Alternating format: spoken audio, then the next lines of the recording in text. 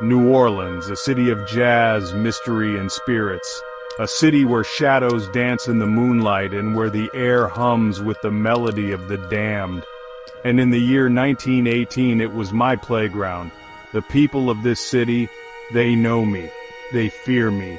I am the Axeman. You may have heard my story whispered in dimly lit bars, retold in hushed voices. But I am not a myth. I am not a legend. I am real. And I walked among them, unseen, unknown, until the night I struck. May 23rd, 1918. It was a night like any other in New Orleans, a city known for its vibrant culture, jazz music, and bustling streets. But beneath the surface, a sinister presence was about to make itself known. The air was thick with humidity, and the streets were eerily quiet, as if the city itself was holding its breath in anticipation of the horrors to come. The first of many nights I would bring terror to this city. The people of New Orleans had no idea that their lives were about to be forever changed. As the clock struck midnight, the city was plunged into a darkness that went beyond the absence of light. It was a darkness that seeped into the very soul of the city, leaving a trail of fear and uncertainty in its wake. Joseph Maggio and his wife Catherine. They were a hard-working couple, well-liked by their neighbors and known for their small grocery store. They had dreams and aspirations just like anyone else. But on this fateful night, their dreams would be shattered, and their lives would be cut short in the most brutal way imaginable. They were sleeping soundly in their home above their small grocery store, unaware that their fate was already sealed. The night was still, and the only sounds were the distant chirping of crickets and the occasional rustle of leaves in the wind. Little did they know, a predator was lurking in the shadows, waiting for the perfect moment to strike. I did not break the door. There was no need for brute force. I was patient, methodical, and precise. I had studied their routines, their habits, and I knew exactly how to gain entry without raising any alarms. The door was merely an obstacle, one that I could easily overcome with a little ingenuity. I did not force my way in. There was no need for violence at this stage. I was a master of stealth, moving silently through the night like a shadow. The door yielded to my touch, opening just enough to allow me to slip inside without making a sound. It was almost too easy. No, I simply removed the panel, slipping inside like a whisper in the dark. The house was quiet, the only sound the soft breathing of the couple as they slept. I moved through the darkness with practiced ease, my senses heightened, every nerve on edge. I was a predator, and they were my prey. And then with my weapon of choice, an axe, their own axe, I descended upon them. The axe was heavy in my hands, but it felt right, like an extension of my own body. I raised it high, the blade glinting in the dim light, and brought it down with all my strength. The first blow was swift and deadly, but it was only the beginning. The blade fell again and again, painting their walls with blood.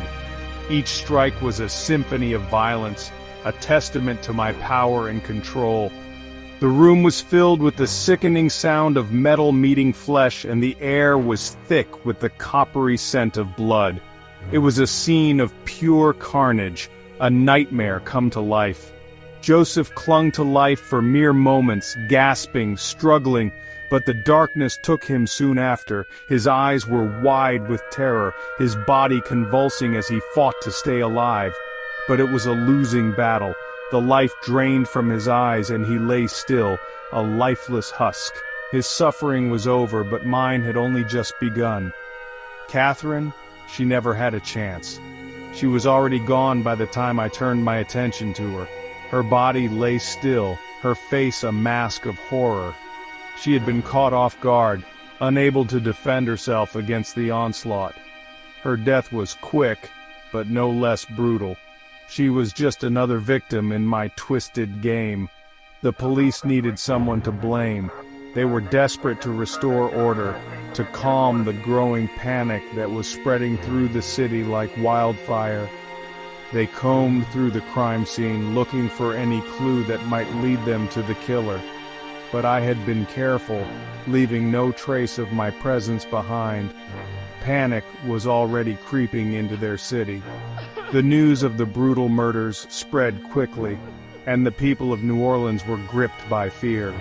They locked their doors, peered out their windows, and whispered about the monster that was lurking in their midst. The city was on edge, and the tension was palpable. They suspected Joseph's brother Andrew.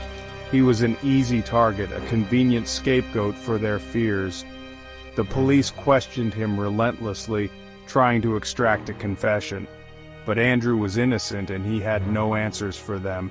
He was just another victim of the hysteria that was sweeping through the city. Why? Because of a bloody razor found at the scene.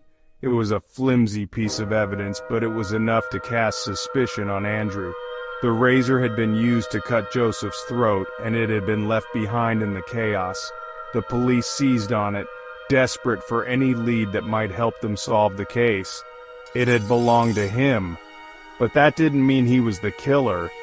The razor had been taken from his possession, used to commit the crime, and then discarded. Andrew was innocent, but the police were too blinded by their need for answers to see the truth. They had their suspect, and they were determined to make him pay. But I was already gone, lost in the shadows, waiting for my next victim. The city was mine to terrorize, and I reveled in the fear I had created. I was a phantom, a ghost, slipping through the night unseen and unheard. And as the people of New Orleans cowered in their homes, I was already planning my next move, ready to strike again. June 27, 1918. The fear had begun to spread. The city of New Orleans, already a melting pot of cultures and histories, was now simmering with anxiety and dread. The once vibrant streets, filled with the sounds of jazz and the aroma of Creole cuisine, were now overshadowed by an invisible menace. People whispered in hushed tones, their eyes darting nervously as they recounted the latest horrors. The Axeman had struck again, and the city was gripped by a palpable fear that seemed to seep into every corner, every shadow. Another night, another home invaded, another axe raised. The pattern was becoming all too familiar, yet no less terrifying. Families huddled together, barricading their doors and windows, praying that they would be spared. The sound of an axe striking wood echoed in their nightmares, a grim reminder of the Axeman's relentless pursuit.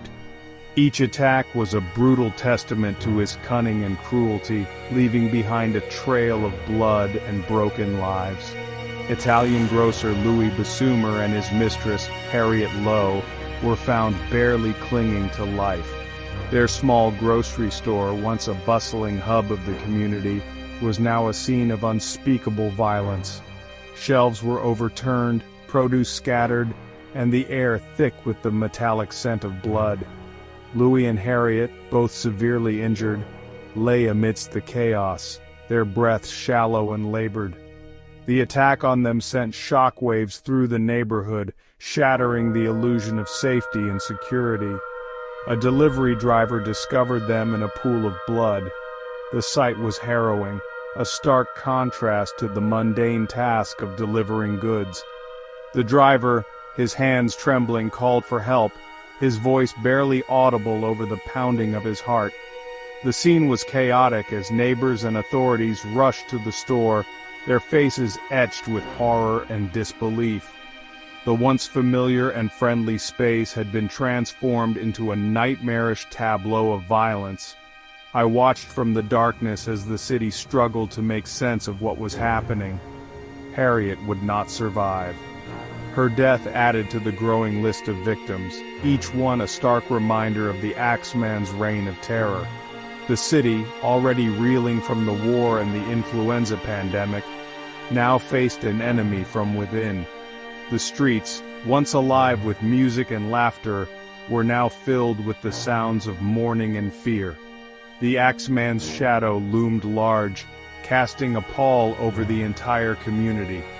The police, desperate for answers, began arresting the innocent. Their efforts, though well-intentioned, were often misguided and fueled by panic. The pressure to catch the Axeman was immense, and in their haste, they made grievous errors. Innocent people were dragged from their homes, their lives upended by false accusations. The community's trust in law enforcement began to erode, replaced by a growing sense of frustration and helplessness. First, they accused a black man. The racial tensions that simmered beneath the surface of New Orleans society were laid bare. The man, whose only crime was the color of his skin, was subjected to harsh interrogations and public scrutiny. His arrest did nothing to quell the fear. Instead, it highlighted the deep-seated prejudices that plagued the city. The Axeman's true identity remained elusive, and the community's sense of justice was further compromised. Then they turned to Louis himself, whispering about spies, German agents, and wartime paranoia. The war had cast a long shadow over the nation, and New Orleans was no exception. The fear of espionage and sabotage was pervasive, and Louis, with his foreign roots, became an easy target. The whispers grew louder, fueled by suspicion and fear. The community, desperate for answers, clung to any explanation, no matter how far-fetched. The real Axeman, however, remained hidden, watching as the city tore itself apart. But the truth was that I was still out there. The Axeman's presence was a constant, lurking in the shadows, waiting for the next opportunity to strike. The city, despite its best efforts, was no closer to catching him. The fear and paranoia that gripped New Orleans only served to embolden him, giving him a twisted sense of power and control. The Axeman reveled in the chaos he created, a specter of death and destruction. August 5, 1918. A pregnant woman, Anna Schneider, awoke to a nightmare. Her skull fractured, her body broken, and yet she survived. Her resilience in the face of such brutality was nothing short of miraculous. The attack on Anna was particularly heinous, targeting not just her, but the life growing inside her.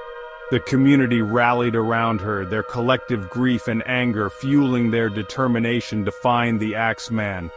Anna's survival was a beacon of hope in an otherwise dark and desperate time. She lived long enough to bring a child into this cursed world.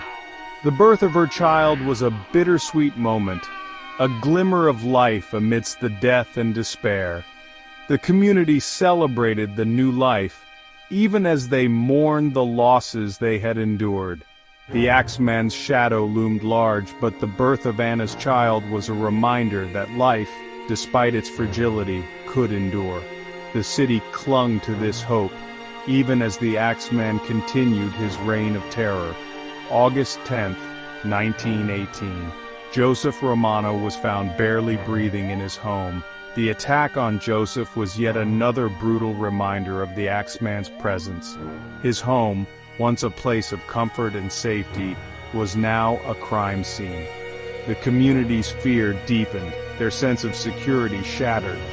Joseph's injuries were severe, and despite the best efforts of those who found him, his fate seemed sealed. The Axeman's cruelty knew no bounds, and the city braced itself for more violence. His nieces saw me, just a glimpse before I slipped away into the night.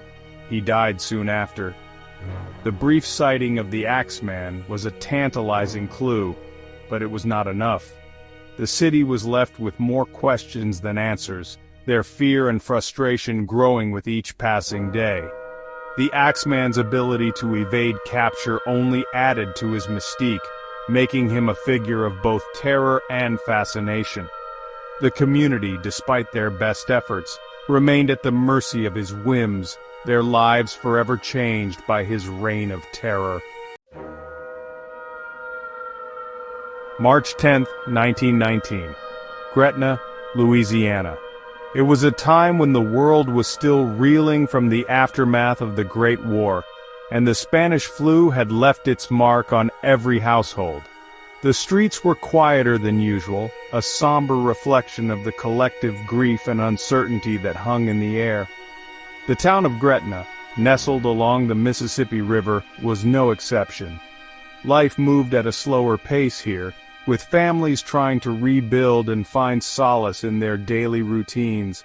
The Cortimiglia family, husband, wife, and their young daughter, they were like any other family, trying to make ends meet and find joy in the little moments. The father, Charles, worked tirelessly at the local mill, while his wife, Rosie, took care of their home and their precious daughter, Mary.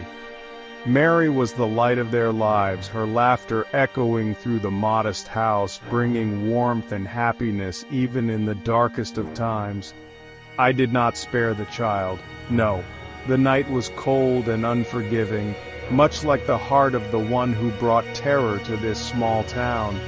The newspapers would later describe the scene in gruesome detail, but no words could truly capture the horror of that night. A child's toy, once a symbol of innocence and joy, now lay abandoned, a silent witness to the unspeakable act that had taken place. The little one, Mary, took her last breath that night. Her room, once filled with the sounds of her playful giggles, was now eerily silent. The walls seemed to close in, bearing witness to the tragedy that had unfolded. The Cortimiglias were left to grapple with their unimaginable loss, their hearts shattered, their lives forever changed. The community mourned with them, but no amount of sympathy could fill the void left by Mary's absence. And in their grief, the parents pointed fingers at their neighbors, the Giordanos. I let them. The pain and anger needed an outlet, and the Giordanos, once friends, became the target of their wrath. Accusations flew, tearing apart the fabric of the community.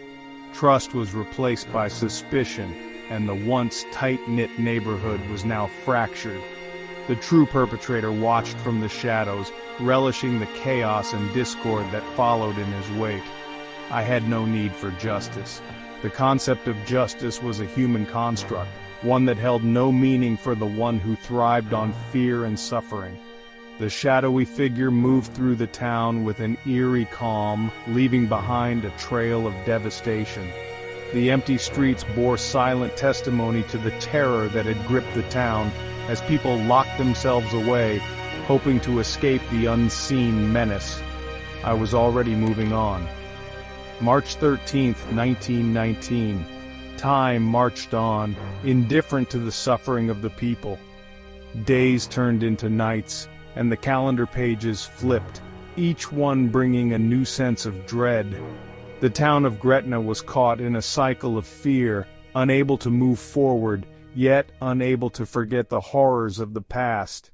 The shadowy figure, however, was always one step ahead, planning his next move with meticulous precision. I decided it was time to speak to them. The decision was not made out of remorse or guilt, but rather a desire to instill even more fear. The act of writing the letter was almost ritualistic, each word carefully chosen to elicit the maximum amount of terror. The pen moved swiftly across the paper, leaving behind a trail of ink that would soon become a harbinger of doom for the unsuspecting townsfolk. The fools, the frightened. They were like sheep, huddled together, hoping that their numbers would provide some semblance of safety, but deep down, they knew that no lock, no prayer, could protect them from the malevolent force that lurked in the shadows. Their fear was palpable, a living, breathing entity that fed the darkness. The letter would only serve to amplify that fear, pushing them further into the abyss of despair. The ones who locked their doors and prayed I would pass them by. They clung to their rituals, their superstitions, believing that they could somehow ward off the evil that had descended upon their town. But the truth was far more sinister. The shadowy figure reveled in their desperation, knowing that their prayers would go unanswered. The letter was a cruel reminder of their helplessness, a taunt from the darkness that had claimed their peace. I wrote a letter to the Times-Picayune, and in it, I made them an offer. The letter was a masterpiece of manipulation, designed to play on the deepest fears of the townsfolk. It was not just a message, but a challenge, a test of their resolve. The words dripped with malice, each sentence a carefully crafted weapon aimed at the hearts of the readers.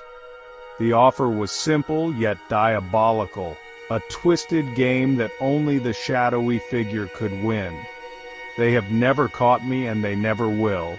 The authorities were baffled, their efforts to catch the perpetrator thwarted at every turn. The shadowy figure moved with an almost supernatural grace, leaving no trace behind. The frustration of the detectives was evident, their faces etched with the strain of their futile efforts. The letter was a taunt, a reminder of their impotence in the face of such malevolence. I am not a human being, but a spirit and a demon from the hottest hell. The words sent chills down the spines of those who read them. The shadowy figure was not bound by the laws of man, but by a darker, more ancient code. The townsfolk whispered of curses and dark magic, their imaginations running wild with the possibilities. The letter had achieved its purpose, plunging the town into a state of paranoia and fear. I am very fond of jazz music. The revelation was unexpected, a strange twist in the narrative of terror. Jazz, with its lively rhythms and soulful melodies, seemed out of place in the context of such darkness. But for the shadowy figure, it was a source of joy, a rare pleasure in a life otherwise consumed by malevolence. The townsfolk were left to ponder the enigma, their fear mingled with confusion. And I swear by all the devils in the nether regions that every person shall be spared in whose home a jazz band is in full swing. The offer was both a promise and a threat, a twisted game that forced the townsfolk to confront their deepest fears. The sound of jazz music, once a source of joy, now became a lifeline, a desperate attempt to ward off the darkness. The shadowy figure watched with satisfaction, knowing that he had once again succeeded in bending the town to his will. The night of March 19, 1919, the city came alive. Every home played jazz. Every club was packed. They thought they had outwitted me. They thought music had tamed the beast. Perhaps it had. For that night, I did not kill, but I was not finished. August 10, 1919, Steve Boca. September 3, 1919, Sarah Lawman. October 27, 1919, Mike Pepitone. Each one fell before me, their cries lost in the night. And then, I was gone. Just as suddenly as I had arrived, I disappeared. No more letters, no more blood. The city exhaled, but it would never forget. Was I a spirit, as I claimed? A demon summoned from the pits of hell? Or was I simply a man, a monster of flesh and bone? Some said I was a mafia enforcer, punishing those who did not pay their dues. Others believed I was a serial killer who harbored a hatred for Italians. And then there was Joseph Mumfree, the widow of my last victim, Mike Pepitone, claimed that he was the Axeman. She shot him dead in 1920. But was it really me she killed, or had I simply vanished, never to be seen again? More than a century has passed, but the whispers remain. They say that on certain nights when the jazz plays just right, you can feel my presence in the streets of New Orleans. Perhaps I am still here, watching, waiting, listening. Play your music, dear listeners, or I just might return.